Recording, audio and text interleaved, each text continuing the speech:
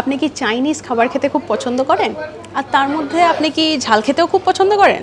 তাহলে তো আপনি হাক্কা নুডলস বা হাক্কা ফ্রাইড রাইস খেতে ভীষণ পছন্দ করবেন। কিন্তু কখনো মনে হয়েছে যে এই হাক্কা এই শব্দটির অর্থ কী? এটা কিন্তু একটি প্রাচীন চাইনিজ কমিউনিটি থেকে এসছে, হান কমিউনিটি, সেখান থেকে এই হাক্কা এসছে। হাক্কা কিন্তু আসলে একটি কমিউনিটিকে বোঝায় চায়নাতে। তারা নর্থ চায়না থেকে সাউথ চায়নাতে চলে এসেছিল এবং সং বংশ থেকেই এই হাক্কার যে কুইজিনটা হয় সেটা কিন্তু এসছে। এই যে হাক্কার যে রেসিপিগুলো হয় আমরা মূলত কি দেখি, অনেকটা সয়া সস দেওয়া হয় তার মধ্যে।